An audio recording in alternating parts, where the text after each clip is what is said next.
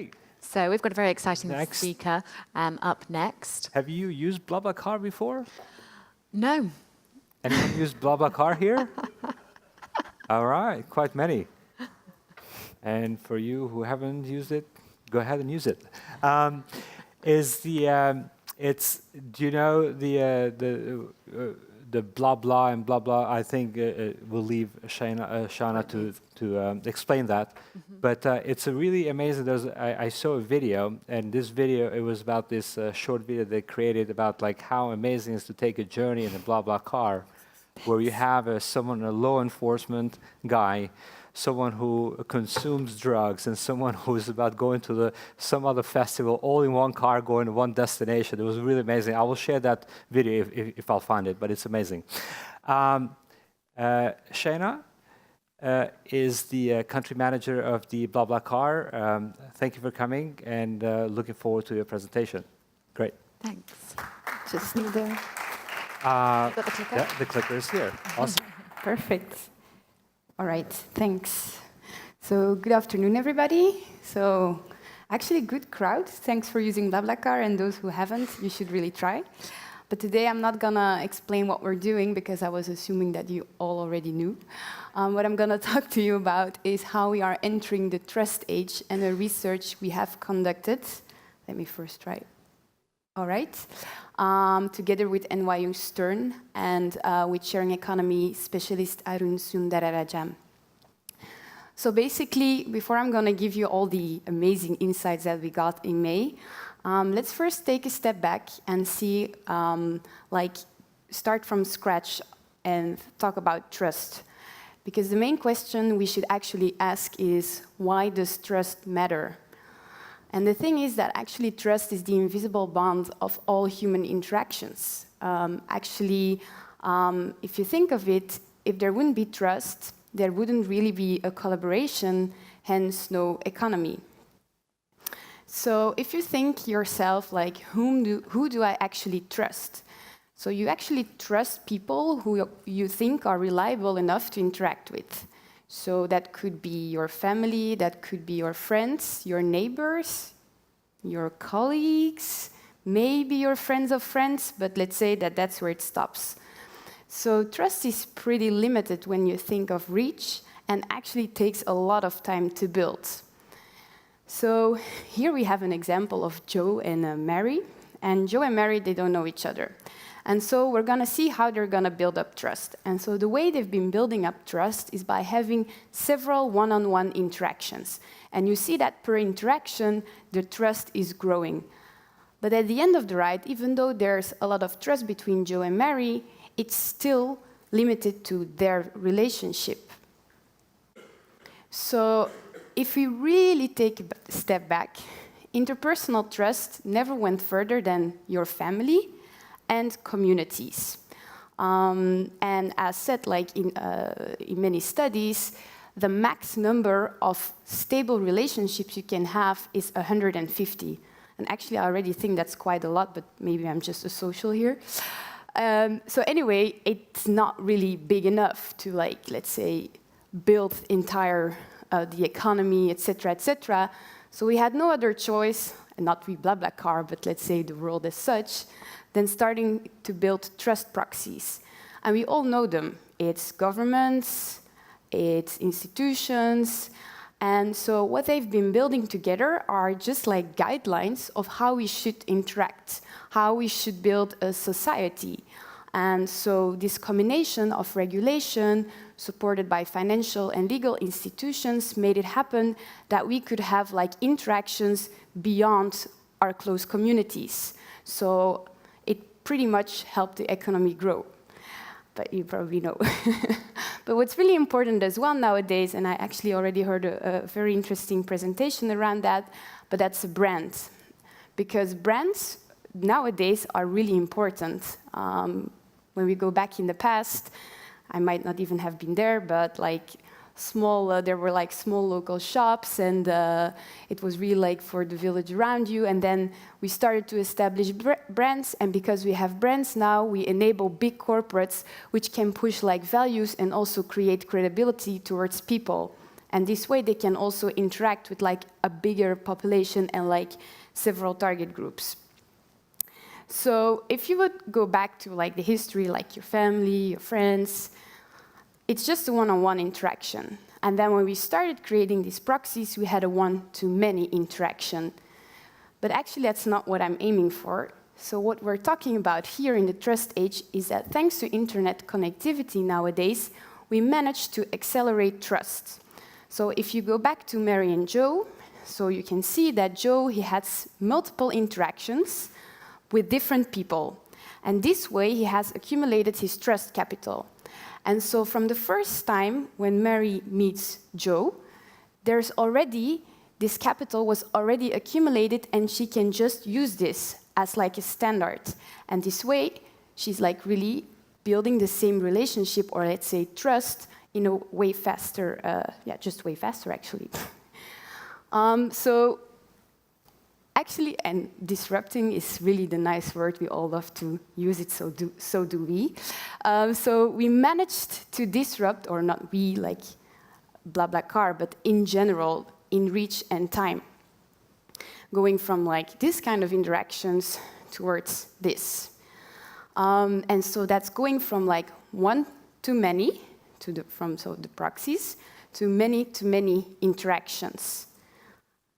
And we can put that actually in a nice trust grid, because if you have the one-to-one interactions, that's still pretty limited. If you have the one-to-many interactions, it's pretty cool because you can scale up. But then where it's all about is that you can have those many-to-many interactions, because you will not only have trust within your family or your friends, but you'll be able to connect in a trustworthy way with the entire world. And so what we like to say is that digital trust grid is to interpersonal trust what the phone was to human communication. Because if you think of it, we've managed to create a bigger reach and immediacy. So here is where BlaBlaCar comes in, of course, because I'm still going to talk about us. But trust unlocks the sharing potential. And we believe that at BlaBlaCar, it's really important to have trust. And so here comes my pitch. No, it's very short. So BlaBlaCar, what we basically do is we're a ride-sharing platform which connects passengers and drivers who are going into the same direction. Those passengers, they will pay a small amount of the trip, and so they share their costs to go from A to B. And so we're a mix. We're actually calling ourselves people-powered traveling, because on the one hand, we're like a search engine, but instead of an overview of planes and trains, you'll get an overview of people like you and me, but people that have never met before. And in the beginning, I wasn't there yet, but my founders always tell me, like when they started BlaBlaCar, everybody was saying, yeah, it's never going to work. How could you even put strangers in one car for 3 hours, because the average distance is around 330 kilometers. It doesn't make sense. But well, today, at least we've proven that it works. So we have like 35 million members, 10 million travelers each quarter, and we're growing more and more geographically, but of course also within the communities that we have, we start to accelerate. This platform wasn't built over one night, and as a startup, you all know the way you get to know your product is by using it a lot. So we've started to build our own dreams framework, we call it. It's like the acronym of the pillars of trust we've been building within our community to get to the point where we are today. And I'm just going to quickly go through this with you. So first of all, we decided, okay, you need to declare yourself, because to enhance trust, you need to know whom you're going to get in the car with. So what we know is that a picture already helps a lot, but also, of course, your name. You can also give your biography and your preferences. And like one of the preferences, for example, you can give is that you would like to talk or not, which you can say, like, on the one hand, I'm a blah, stating that you don't want to talk at all, or you're a blah, blah, blah, stating that you'll probably share your entire life with that person. Anyway, at least you know a little bit with whom you'll get in the car. Secondly, ratings. I remember when I started 3 years ago, ratings was just like oh yeah, that's ratings, and now it's super important. It's like really, you almost cannot imagine a platform anymore where there are no ratings. And for BlaBlaCar, it's the same. It's really important to have ratings from the rest of the community, because if you could choose between someone with 0 ratings or someone with 1 or even 2 positive ratings, you will choose for that person with the positive ratings. Engaged. To create trust, it's important, we've noticed, that there will be like a sort of financial interaction. So if you book at BlaBlaCar, the passenger will pay in advance, and we will keep the money until the ride has been taken, and then after the ride, we will transfer the money to the driver. But for the driver, it's really important that the passenger already did the financial transaction, because this way he knows that that passenger will show up and there will be more trust. Active. So it's really important for us that you can show the activity of the driver or the passenger within the community. The reason why is because BlaBlaCar is a pretty last-minute option for people to travel, besides the fact that we're really cheap. But if you have to choose between, let's say, okay, let's take Mary and Joe again. Joe, who's really active, 95% response rate, and Mary, who's barely answering, you might need to wait for 4 hours. You will probably choose for Joe. Moderated, so moderations is also very important. So we have like a huge member relations team. Actually, it's the biggest team that we're having at BlaBlaCar. So we make sure that our community, like they get support 24/7. So on the one hand, of course, you have all the automatic approvals, like phone numbers, bank accounts, email addresses. But on top of that, we will always make sure that whenever you have a question, we'll be there to help you.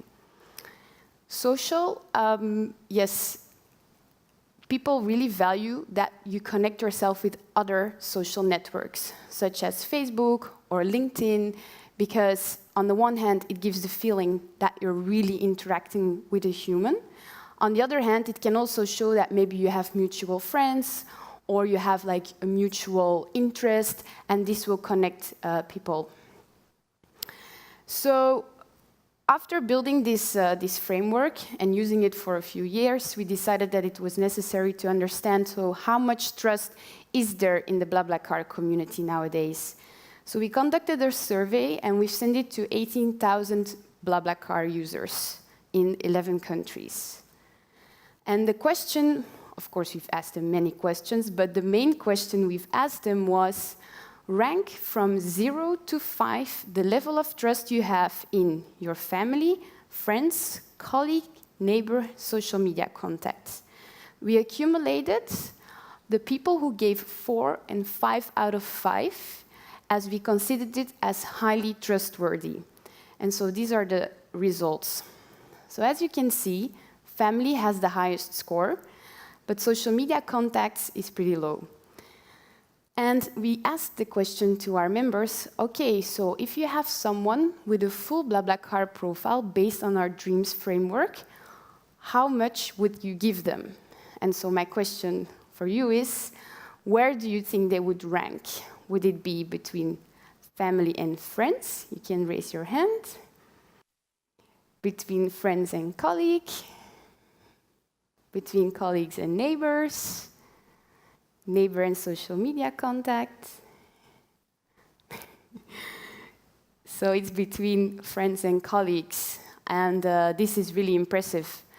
For us, of course, this was a great result. And it really shows that there's a sort of social disruption going on, because if you think of it, you see your colleagues every day, and the BlaBlaCar member you have never met before. Then, on top of that, we wanted to check what's the effect of the brand. And so we've asked them the same question, but just with a generic platform, so no BlaBlaCar connected. And so this was the result. So even with a generic platform, still 67% gave a 4 or a 5 out of 5, which is still better than your colleagues. So maybe we should connect more with our colleagues, I don't know. or we're just doing really, really great. I think it's a little bit of both. And so when we went a little bit further, we tried to dissociate both. So if you think of it, if you take like the average trust of 50%, if we put the dreams effect on top of it, it's already 17% above the average. And if we would even put the brand effect on top of that, it's a 21% extra. So that's quite a lot. So as we really put a lot of time and effort, we also wanted to see, okay, so there's a lot of trust in the BlaBlaCar community. Is there a way of spreading this trust? Because we all know a little bit, like if you think of people that are using Airbnb, they might be more likely to use BlaBlaCar. Is this true, yes or no? So 48% claimed that they would be more open towards other platforms. So if you look into it, so first we asked them, have you been using these other platforms before you were using BlaBlaCar? And so you had, on the one hand, the millennials and the non-millennials. And you see that there is a gap between the millennials and the non-millennials, but still, it's pretty encouraging. And so after ride-sharing, you could see it grew quite a lot, mainly the millennials, which also brings us back to the internet connectivity. And it would be a little bit, like, let's say, bullish to say that it all grew because of BlaBlaCar. That's for sure not true. But we could at least say that there has been a huge spillover effect that at least when people try one platform in which they generated trust, the likeliness to use another platform increases. And of course, this also had a positive impact on BlaBlaCar. And so, as I need to move forward, I'm immediately going to say, so once trust is unleashed, and I have a very beautiful movie for you guys, and I hope it's going to work. Or not.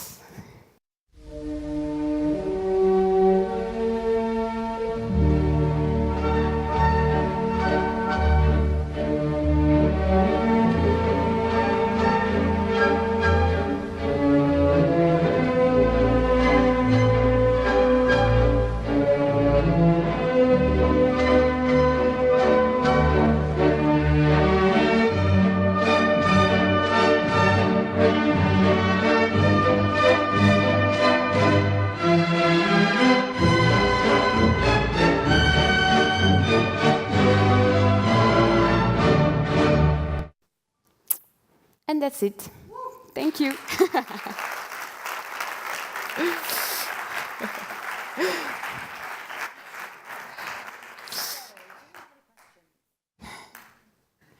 It's one at the back there.